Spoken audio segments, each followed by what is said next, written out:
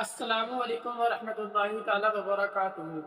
دلوں سے غم مٹاتا ہے محمد نام ایسا ہے، نگر اجڑے بساتا ہے محمد نام ایسا ہے، اور انہی کے نام سے پائی فقیروں نے شہنشاہی، یہ خدا سے بھی ملاتا ہے محمد نام ایسا ہے۔ اور کوئی یعقوب سے پوچھے یوسف مل گئے کیسے، یہ بچھڑوں کو ملاتا ہے محمد نام ایسا ہے۔ ایک مرتبہ کا واقعہ ہے کہ میرے نبی کریم صلی اللہ تعالیٰ علیہ وسلم اپنے تمام صحابہ کے ساتھ مسجد نبوی میں تشریف فرما ہوتے ہیں، تمام صحابہ کو واعظ و نصیحت فرما رہے ہوتے ہیں کہ حضرت جبرائیل حاضر خدمت ہوتے ہیں، عرض کرتے ہیں یا رسول اللہ، آپ کی محفل میں فلاں شخص جو ہے یہ آج کا مہمان ہے، کل اس کو دنیا چھوڑ کر جانا ہے، کل یہ دنیا چھوڑ کر چلا جائے گا۔ جب میرے کریم رسول نے اپنے صحابی کے بارے میں یہ سنا تو میرے کریم رسول کی آنکھوں میں آنسو آ جاتے ہیں۔ میرے کریم رسول ان صحابی کو اپنے پاس بلاتے ہیں، اپنے پاس بلا کر کہتے ہیں کہ میرے پاس آؤ۔ وہ صحابی رسول حضور کی بارگاہ میں حاضر ہوتے ہیں، میرے نبی ان کی پیشانی کو چومتے ہیں اور کہتے ہیں کہ بتاؤ کوئی تمہاری خواہش ہے؟ جب کوئی پوچھنے والا ملتا ہے اور کوئی اس انداز میں پوچھے تو پھر بتانے والے کو مزہ آتا ہے، پھر لگتا ہے کہ اس کو اپنے دل کے سارے زخم کھول کے دکھائے جائے۔ اسی طرح سے وہ صحابی رسول عرض کرتے ہیں ہاں یا رسول اللہ، میری 3 خواہشیں ہیں، میں خواہشیں پوری کرنا چاہتا ہوں۔ وہ صحابی رسول حضور کی بارگاہ میں عرض کرتے ہیں، میرے نبی فرماتے ہیں کہ بتاؤ تمہاری پہلی خواہش کیا ہے؟ وہ صحابی رسول عرض کرتے ہیں یا رسول اللہ علیہ الصلوۃ والسلام، میں نکاح کرنا چاہتا ہوں۔ جب میرے آقا علیہ السلام سے کہا کہ میں نکاح کرنا چاہتا ہوں، میرے آقا فرماتے ہیں تمہاری دوسری خواہش کیا ہے؟ وہ صحابی رسول عرض کرتے ہیں کہ یا رسول اللہ، ابھی تک میں نے ایک لمحہ بھی اپنے ذاتی مکان میں نہ گزارا ہے، میں چاہتا ہوں کہ میں اپنی باقی زندگی بس اپنے ذاتی مکان میں گزاروں۔ میرے آقا علیہ السلام فرماتے ہیں تمہاری تیسری خواہش کیا ہے؟ وہ صحابی رسول عرض کرتے ہیں یا رسول اللہ علیہ السلام، میں نے حلوے جیسی نعمت کا ذکر سنا ہے، حلوے جیسی نعمت کا نام سنا ہے، لیکن ابھی تک میں نے اس کو کھایا نہیں، میں نے ابھی تک اسے چکھا نہیں۔ میں چاہتا ہوں کہ میں حلوے جیسی نعمت کو بھی کھاؤں۔ میرے آقا علیہ السلام اس صحابی کی بات سن کر آنکھوں میں آنسو لے آتے ہیں، میرے کریم رسول کی آنکھوں میں آنسو آ جاتے ہیں۔ میرے کریم رسول محفل کی طرف نظر کرم فرماتے ہیں اور فرماتے ہیں ہے کوئی شخص اس صحابی کو حلوے جیسی نعمت کھانے میں تھے۔ علی کرم اللہ وجہ کریم اٹھتے ہیں، عرض کرتے ہیں یا رسول اللہ علیہ السلام، میں چاہتا ہوں کہ میں ان کو کھانے میں حلوہ پیش کروں۔ رہ کے فاقوں میں غریبوں کو کھلانے والے ایسے ہوتے ہیں محمد کے گھرانے والے۔ اب میرے آقا علیہ السلام پھر دوبارہ مجلس کی طرف نظر ڈالتے ہیں اور فرماتے ہیں ہے کوئی جو میرے اس صحابی کو اس کا ذاتی مکان دے؟ اتنے میں حضرت عثمان غنی اٹھتے ہیں، عرض کرتے ہیں یا رسول اللہ علیہ السلام، میں فلاں والا مکان ان صحابی کو دینا چاہتا ہوں۔ میرے آقا علیہ السلام اب ان صحابی سے فرماتے ہیں جاؤ مدینے کے اندر تم کو جو خاتون سب سے پیاری لگے اس خاتون سے نکاح کی تجویز رکھنا اور میرے بارے میں بتانا۔ اب وہ صحابی رسول مدینے کی گلیوں میں گھومتے ہیں، مدینے کی گلیوں میں جاتے ہیں، ایک گھر میں جب جیسے ہی گھستے ہیں وہاں پر جاتے ہیں اور پھر اس گھر کے مالک سے اپنی بیٹی کا ہاتھ اپنے لیے مانگتے ہیں۔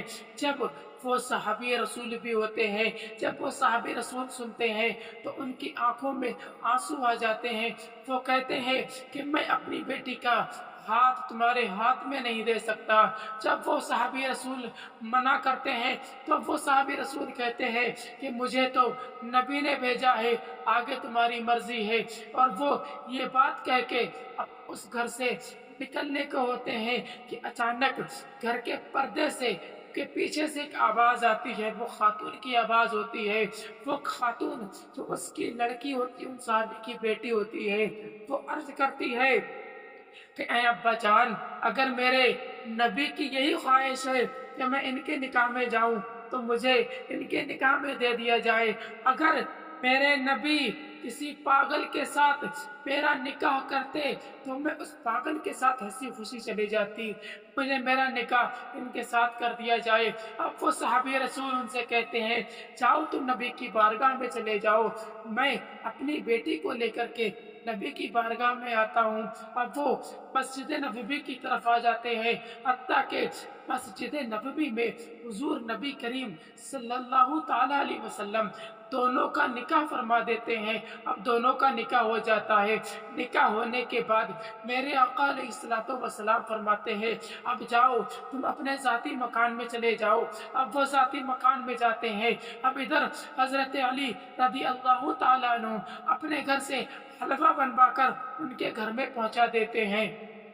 جب حلوہ ان کے سامنے پہنچتا ہے اور جب اپنے ذاتی مکان میں اپنی بیوی کے ساتھ اپنے دسترخوان پر وہ حلوے جیسی نعمت کو دیکھتے ہیں، ادھر میرے آقا علیہ السلام ایک صحابی رسول کی ڈیوٹی لگاتے ہیں کہ اس صحابی رسول کو اس صحابی کے گھر کے سامنے کھڑا کر دیتے ہیں اور فرماتے ہیں کہ جب اس گھر سے رونے چلانے یا بلکنے کی آواز آئے تو مجھے آواز دے دینا۔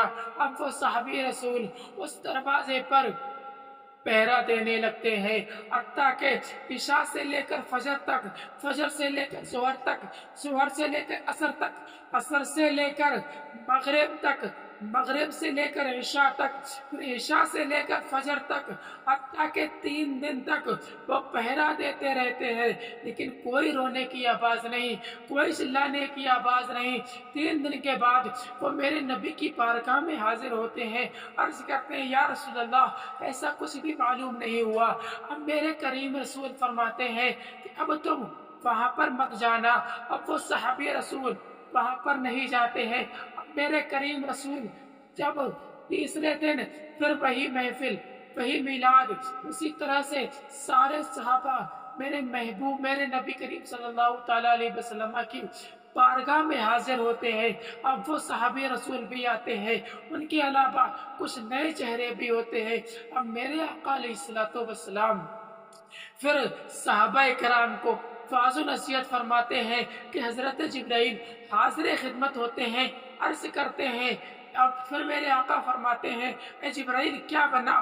تو حضرت جبرائیل عرض کرتے ہیں یا رسول اللہ علیہ السلام جو میں نے کہا تھا وہ سچ تھا، یعنی وہ اس دن ہی کا مہمان تھا، اگلے دن اس کو اس دنیا کو چھوڑ کر جانا تھا، لیکن جب آپ نے اس کی تینوں خواہشیں پوری کی اور جب اس نے اپنے گھر میں اپنی بیوی کے ساتھ اپنے دسترخوان پر حلوے جیسی نعمت کو دیکھا تو اللہ کا شکر ادا کرا۔ جیسے ہی اس نے کھانے کی طرف ہاتھ بڑھایا کہ اچانک اس کے دروازے پر ایک سائل نے دستک دی اور اس نے کہا ہے کوئی اللہ کے نام پر مجھے کھلائے، ہے کوئی اللہ کے نام پر مجھ بھوکے کو کھانا کھلائے۔ جیسے ہی اس کے کان میں اس سائل کی آواز جاتی ہے، وہ اپنی بیوی سے کہتا ہے لگتا ہے اس کو ہم سے زیادہ اس کھانے کی ضرورت ہے۔ اب وہ حلوے جیسی نعمت کو اس سائل کے ہاتھ پر رکھتا ہے، جیسے ہی سائل حلوے جیسی نعمت کو اپنے ہاتھ پر دیکھتا ہے اس کی خوشی کا ٹھکانہ نہیں رہتا، اس کی آنکھوں سے آنسو آ جاتے ہیں اور وہ اس گھر والے کو یعنی اس صحابی کو لمبی عمر کی دعا دیتا ہے اور عرض کرتا اور کہتا ہے کہ اے اللہ اپنے محبوب کے صدقے میں اس کی عمر کو لمبا کرتے۔ اب جب اس نے اللہ سے تمہارا صدقہ دے کر لمبی عمر کی دعا کی تو اللہ تبارک و تعالیٰ نے اس کی دعا کو قبول فرما لیا اور اس کی عمر لمبی کر دی۔ اب اس کی عمر لمبی کر دی دلوں سے غم مٹاتا ہے محمد نام ایسا ہے دلوں سے غم مٹاتا ہے محمد نام ایسا ہے نگر اجڑے بساتا ہے محمد نام ایسا ہے کوئی یعقوب سے پوچھے یوسف مل گئے کیسے یہ بچھڑوں کو ملاتا ہے محمد نام ایسا ہے انہی کے نام سے پائی فقیروں نے شہنشاہی خدا سے بھی ملاتا ہے محمد نام